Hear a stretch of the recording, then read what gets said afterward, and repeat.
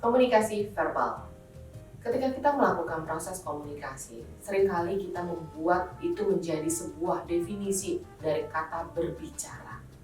Ketika kita berbicara, akan erat kaitannya dengan verbal. Apa itu komunikasi verbal? Komunikasi verbal dilakukan untuk membantu kita dalam membuat rencana-rencana. Jika kita memiliki sebuah plan, biasanya kita akan mengkomunikasikan itu kepada orang lain atau kepada tim kita melalui komunikasi verbal, berbicara secara langsung seperti ini. Komunikasi verbal juga membantu kita dalam menginterpretasikan mimpi. Mimpi yang hanya ada di dalam benak kita, kognitif kita bisa keluarkan dalam bentuk cerita kepada orang lain melalui komunikasi verbal. Kemudian komunikasi verbal bisa dilakukan untuk membantu kita mengingat sesuatu. Pernah mengalami ketika kita mau masuk ke dalam ujian, anak-anak kecil biasa ditanya jawab oleh ibunya. Apa arti bla bla bla? Anak itu akan berbicara sebagai bentuk cara memanggil memori yang ada. Recall memory dia keluarkan dalam bentuk kata-kata, itu akan membantu dia untuk mengingat. Lantas, komunikasi verbal ini juga bisa berguna untuk melakukan evaluasi. Ketika sebuah term untuk sebuah kegiatan telah selesai dilakukan, biasa pada akhirnya kita seringkali melakukan evaluasi. Dalam evaluasi ini banyak orang mengeluarkan informasi dari diri mereka yang sudah mereka proses, akhirnya bisa membuat sebuah laporan evaluasi dengan tujuan apa? Agar memperbaiki kegiatan selanjutnya. Lantas, bahasa juga membantu kita dalam merefleksikan diri kita dan dunia kita di sekeliling kita. Bagaimana kita merefleksikan diri kita melalui komunikasi verbal? Ketika kita tidak suka terhadap sebuah hal, kita akan mengatakan, saya rasa bukan itu hal yang tepat deh. Itu adalah manfaat dari komunikasi verbal. Lantas komunikasi verbal juga memaknai siapa diri kita dan seperti apa proyeksi diri kita. Cara kita berbicara ini akan membuat orang-orang memiliki interpretasi tertentu terhadap pribadi kita. Jadi jika kita terbiasa menjadi seorang yang friendly, ketika kita berbicara, kita akan menggunakan kata-kata yang positif agar kita bisa mempersuade orang lain. Tapi sebaliknya, jika kita ingin orang lain menginterpretasikan diri kita sebagai orang yang tegas, kita akan memilih kata-kata yang baku, kata-kata yang formal dalam melakukan komunikasi ini. Dan tentu saja bahasa dapat membantu kita untuk membentuk realitas. Bahasa dan makna. Bahasa mengandung simbol yang bisa merepresentasikan manusia, merepresentasikan event, dan merepresentasikan apa yang sedang berlangsung di sekeliling kita atau biasa kita sebut sebagai fenomena. Namun tidak semua simbol masuk dalam kategori linguistik atau bahasa. Kita akan mempelajari pada sesi berikutnya dalam sesi komunikasi nonverbal. Namun kita bisa memandang lagi bagaimana bahasa dapat mengandung simbol yang merepresentasikan manusia. Ketika kita mau membuat deskripsi terhadap orang tertentu, individu tertentu, kita akan bilang, memilih kata-kata yang tepat untuk bisa diucapkan. Saya baru ketemu loh sama bos baru kita. Aduh, friendly sekali orangnya, very smart. Itu adalah kata-kata yang kita pilih untuk bisa merepresentasikan orang tersebut kepada orang lain. Lantas kita juga bisa menggunakan bahasa untuk merepresentasikan sebuah event.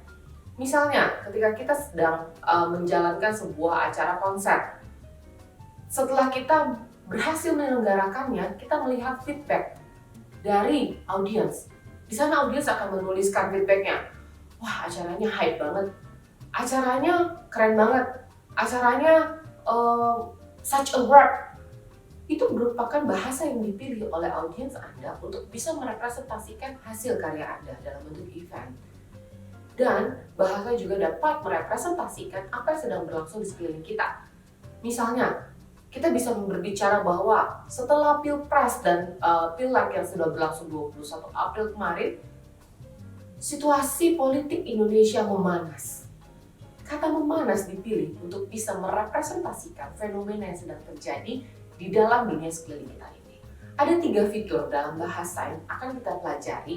Yang pertama adalah arbitrariness. Di sini kita bisa melihat bagaimana bahasa yang ada bisa dimaknai berbeda. Ketika zaman dahulu, nerd disebutkan sebagai kata yang menghina orang lain, saat ini nerd digunakan untuk merepresentasikan orang yang sangat pintar. Kekaguman kita akan orang-orang yang brilliant berubah. Ada makna yang berubah yang disebutkan dalam bahasa tersebut. Bahasa juga bisa bersifat ambigu. Kenapa? Jika kita menyebutkan kata yang sama, bisa dimaknai berbeda oleh orang lain. Jika wanita ditanya oleh pacarnya, "Kamu mau makan malam di mana?" Anda bilang terserah. Apa makna yang Anda maksudkan dengan kata terserah tersebut? Anda berharap si pasangan Anda dapat membaca pikiran Anda. Namun, mungkin pasangan Anda akan berpikir, "Oh ya sudah, otoritas saya untuk memilih tempat date kita di mana malam ini." Bahasa dapat bersifat ambigu juga. Dan yang terakhir, bahasa dapat bersifat abstrak, tidak bisa dimengerti. Kenapa? Karena bahasa dibentuk oleh manusia, dibuat oleh manusia, dan ketika bahasa ini belum bisa disosialisasikan dengan baik, orang-orang akan nggak ngerti apa maknanya. Lantas, bagaimana kita bisa melakukan komunikasi verbal yang efektif?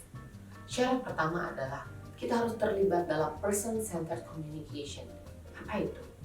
Ketika kita melakukan komunikasi secara verbal, kita harus memiliki fokus kepada lawan bicara kita atau komunikan kita, agar kita dapat memahami apa yang harus kita katakan agar lawan bicara Anda ini dapat mengerti apa yang Anda maksudkan. Lantas yang kedua, kita harus menyadari adanya tingkatan abstraksi. Kita harus menyadari siapa yang sedang berbicara dengan kita. Jika kita berbicara dengan orang-orang yang lebih muda atau lebih level pendidikannya di bawah kita, jangan memilih kata-kata yang sulit dimengerti. Ketika Anda mau bicara kepada anak SD, "Kamu tahu nggak fenomena apa yang sedang terjadi saat ini?" Mungkin mereka akan berpikir, "Apa itu fenomena?"